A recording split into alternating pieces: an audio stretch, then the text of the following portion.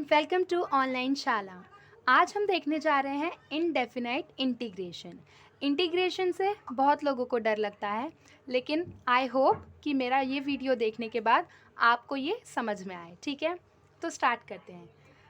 Indefinite integration definition क्या बोलता है इनडेफिनाइट इंटीग्रेशन का कि if f of x and g of x are two functions such that derivative of f of x is equals to g of x, then f of x is called integral of f of x with respect to x।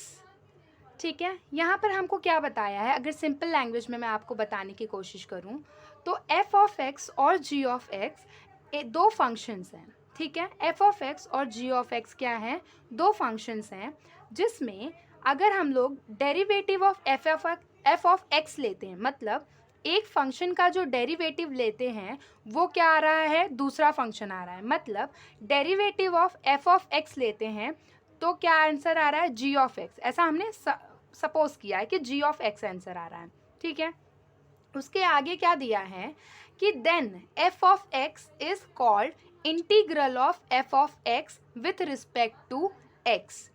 अभी यहाँ पर देखो, जैसे ये दो function है, f of x is equals to g of x, इसका derivative लेंगे तो ये आंसर आएगा, फिर इसका इंटीग्रेशन लेंगे तो हमें ये आंसर मिलेगा। समझ रहे हो आप? अगर इस फंक्शन का हम लोग डेरिवेटिव लेंगे तो हमें ये आंसर मिलेगा, फिर ये जो आंसर मिला है उसको इंटीग्रेट करेंगे, उसका इंटीग्रेशन लेंगे तो हमें क्या फंक्शन मिलेगा, हमें ये फंक्शन जो पहले था वही मिल जाएगा। ठीक है, तो मेरे कहने का ये मतलब है कि इंटीग्रेशन और डिफरेंशिएशन एक दूसरे के मिरर इमेज हैं। क्या है, मिरर इमेज है, इन्वर्स फंक्शन है, मतलब अपोजिटली वर्क करते हैं इंटीग्रेशन और डिफरेंशिएशन। ठीक है, अगेंस्ट में वर्क करते हैं। Called integral of denoted by integral of g of x with respect to x is equals to f of x। यहाँ पर हमने क्या लिया, derivative of f of x, उसका आंसर क्या आया, g ऑफ x। अब इस g ऑफ x का हम लोग क्या करेंगे, इसको इंटीग्रेशन लेंगे इसका, तो हमको क्या आंसर मिलेगा, सेम वो फंक्शन जिसका हमने डेरिवेटिव लिया था। डेरिवेटिव लिया f ऑफ x का, हमको g ऑफ x आया, g ऑफ x का इंटीग्रेशन लिया, हमको फिर से क्या आया, उसका डेरिवेटिव, मतलब same function f of x। अभी इंटीग्रेशन जब लिखते हैं तो हमको दो बात का ध्यान रखना होता है, एक तो ये जो इंटीग्रेशन की साइन है और एक ये विथ रिस्पेक्ट टू। ठीक है, अभी ये जो इंटीग्रेशन की साइन है वो कैसा है कि स्मॉल मतलब एक s है और उसको क्या कर दो, आप एक्सटेंड कर दो, खींच दो। ठीक है, तो ये इंटीग्रेशन का साइन बन जाता है। और ये d ऑफ x जो भी फंक्शन रहेगा उसी फंक्शन का विथ रिस्पेक्ट में हमको लिखना है। मतलब डेरिवेटिव में हम क्या करते थे, डिवाइड करते थे विथ रिस्पेक्ट टू, लेकिन मल्टीप्लिकेशन में हम क्या कर रहे हैं, उस फंक्शन के साथ मल्टीप्लाई कर रहे हैं। समझ गया? और ये जो फंक्शन है, ये जो इतना है, उसको हम रीड कैसे करेंगे, it can be read as integral of g of x। इसको क्या पढ़ेंगे, integral of g of x with respect to x। ठीक है, integral of g of x with respect to x। अभी g of x is the function that is to be integrated. g of x जो एक function है उसको हमको क्या करना है, इंटीग्रेट करना है। किसके रिस्पेक्ट में करना है, x के रिस्पेक्ट में करना है, एंड इज कॉल्ड इंटीग्रेटेड। जब आप किसी भी फंक्शन को उसके उस फंक्शन के रिस्पेक्ट में इंटीग्रेशन लगाते हो तो क्या हम उसको बोलते हैं कि हम इसको इंटीग्रेट कर रहे हैं। वो फंक्शन कैसा है, इंटीग्रेटेड है। ठीक है, the integral f of x is called anti derivative और the primitive of g of x। समझ गया? f ऑफ x क्या है, एंटी डेरिवेटिव है, या फिर उसको हम क्या बोल सकते हैं, primitive of g of x। अभी जो हमने यहाँ पर ये बताया कि ये जो फंक्शन है, ये जो फंक्शन है उसका आंसर क्या आ रहा है, जो फंक्शन हमने पहले यूज़ किया था, तो उसको प्रूफ करके बताते हैं कि कैसे आ रहा है। ठीक है, अब यहाँ देखो, integral of g of x d x is equals to integral of derivative f of x with respect to x. ठीक है, तो मैंने आपको बताया कि इंटीग्रेशन और डेरिवेशन क्या है, एक दूसरे के अपोजिट हैं, एक दूसरे के इन्वर्स हैं।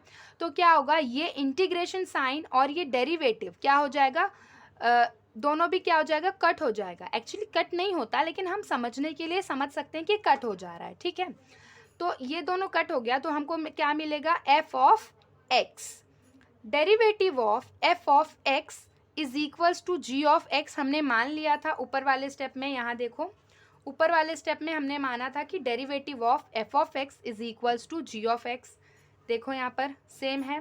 ठीक है, अभी और ये जो एफ ऑफ एक्स आया है वो क्या है, एफ ऑफ एक्स। यहाँ पर भी देखो, जो सेकेंड वाला हमने कहा था integral of g of x d x is equals to f of x, वो भी हमने यहाँ पर लिख लिया है ना। तो अभी क्या दिख रहा है आपको, derivative of integral g of x d x is equals to g of x. समझ गया है। इसको देखो, यहाँ पर डेरिवेटिव लगाया है, यहाँ पर क्या लगाया है, इंटीग्रेशन लगाया है। डेरिवेटिव और इंटीग्रेशन क्या हो जाएगा, कट जाएगा, सिर्फ क्या बचेगा, जी ऑफ एक्स बचेगा। समझ गया। तो उसी तरह से derivative of f of x क्या होता है, जी ऑफ एक्स होता है। क्या होता है, जी ऑफ एक्स होता है। और integral g of x with respect to x is equals to f x plus c, f of x plus c. ठीक है, जहाँ पर इंटीग्रेशन में हम लोग जब भी आंसर लिखते हैं तो वहाँ पर एक कांस्टेंट लिखते हैं जिसको हम डिनोट करते हैं सी से। जिसको हम किससे डिनोट करते हैं, सी से डिनोट करते हैं। ठीक है, तो यहाँ पर क्या बताया कि जो सी है वो एक कांस्टेंट है, पर किसका कांस्टेंट है, इंटीग्रेशन का कांस्टेंट है, जो कोई भी वैल्यू ले सकता है। सी जो है वो कोई भी वैल्यू ले सकता है। ठीक है, यहाँ पर देखो, and it can take any value. It is also called arbitrary constant as c is indefinite. Hence, this integral is called indefinite integral of g of x. ये जो आर्बिट्री कांस्टेंट है c, उसको हम आर्बिट्री कांस्टेंट भी बोल सकते हैं। Hence, this integral is called indefinite integral of g of x. इस वजह से हम लोग इस इंटीग्रेशन को क्या बोलते हैं, इनडेफिनेट इंटीग्रेशन बोलते हैं। ठीक है, किसी भी फंक्शन का। अभी ये जो आपको अगर इंटीग्रेशन अच्छे से करना है तो ये जो फॉर्मूला लिस्ट है वो आपको बहुत अच्छे से लर्न होनी चाहिए। इसके पीछे का जो फॉर्म है, कैसे डिराइव हुआ है, वो मैं नेक्स्ट लेक्चर में बताऊंगी, नेक्स्ट पार्ट में बताऊंगी। पहले आप ये देख लो, integration of x raise to n d x is equals to x raise to n plus one upon n plus one plus c. हर एक इंटीग्रेशन जब भी लेते हैं तो उसका आंसर जब लिखते हैं तो हर टाइम क्या आएगा, सी आएगा। हमेशा क्या याद रखना है आपको, इनडेफिनाइट इंटीग्रेशन में हमेशा सी लेना है। हम इनडेफिनाइट इंटीग्रेशन बोलते ही इसलिए हैं क्योंकि हम यहाँ पर क्या यूज़ करते हैं, एक कांस्टेंट लेते हैं जो कोई भी वैल्यू ले सकता है। इस वजह से हम इसको इनडेफिनाइट इंटीग्रेशन बोलते हैं। ठीक है, इसलिए सी इम्पॉर्टेंट है, कांस्टेंट इम्पॉर्टेंट है। ये फॉर्मूला समझ गया। सेकेंड फॉर्मूला क्या है, a integration of a raise to x d x. यही फॉर्मूला हमको डिफ्रेंसिएशन में भी था। डिफ्रेंसिएशन में हम ये फॉर्मूला कैसा लिखते थे हम लोग, ए रेज टू एक्स का डेरिवेटिव क्या रहता था, ए रेज टू एक्स लॉग ए, लेकिन वहाँ पर मल्टीप्लाई होता था। यहाँ पर बस एक चेंज है, डिवाइड में चला जाएगा, a raise to x upon log a plus c हो जाएगा। Integration of e raise to x d x, derivative of e raise to x क्या होता था, ई रेज टू एक्स ही आंसर आता था। तो सेम यहाँ पर भी ऐसा है, integration of e raise to x d x is equals to e raise to x plus constant C.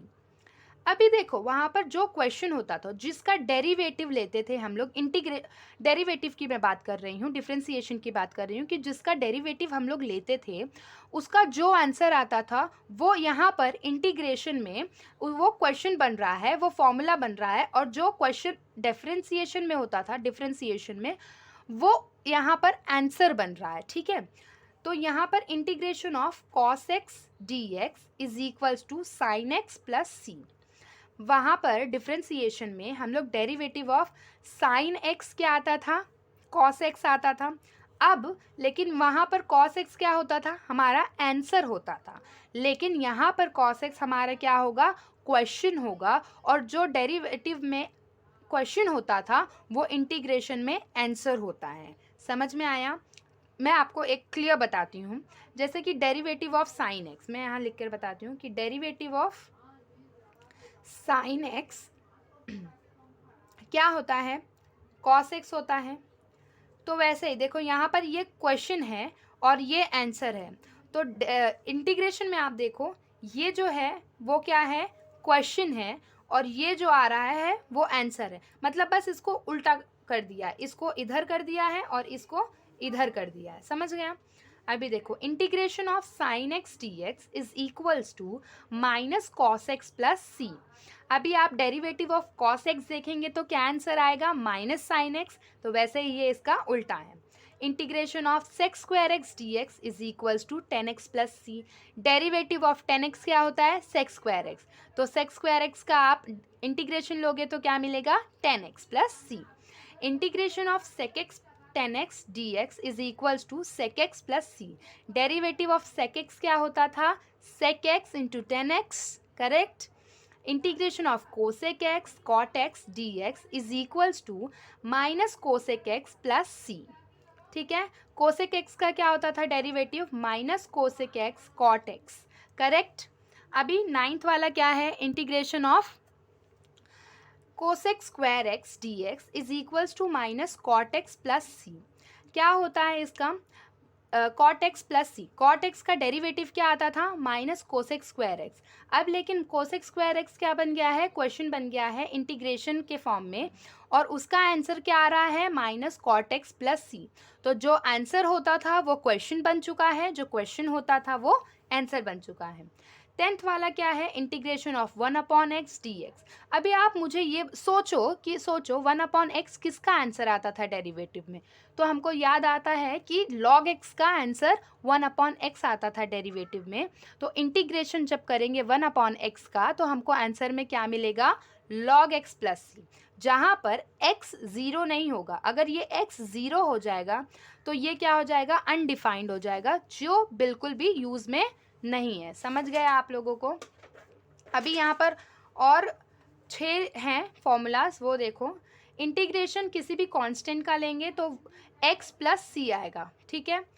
Integration k times of any constant क्या आएगा, k times of that function, मतलब k times of x plus C. Integration of 10x dx। अभी ये formula आप देख लो, मैं next part में इसका कैसे सब डिराइव होता है वो भी एक्सप्लेन करने वाली हूँ, ठीक है। Log of sec x plus C. Integration of sec x d x is equals to log of sec x plus 10x plus c, ठीक है। 15th वाला क्या है, integration of cot x d x is equals to log of sine x plus C. Integration of cosec x d x is equals to log of cosec x minus cot x plus c. तो आपने देखा, observe किया कि सी हर जगह पे आ रहा है, इसलिए हम इसको इंडेफिनाइट इंटीग्रेशन बोलते हैं। ये सारे फॉर्मूलाज आपको बाय हार्ट नहीं करने, लर्न नहीं करने। इसका नेक्स्ट पार्ट में मैं वीडियो लेकर आने वाली हूँ, इसके कोरोलरीज बताऊँगी, कैसे डिराइव करते हैं वो बताने वाली हूँ। तो आप उसको देख लेंगे तो आपको बहुत ही अच्छे से समझ जाएगा, आई होप, ठीक है। तो till then stay safe, stay healthy, thank you.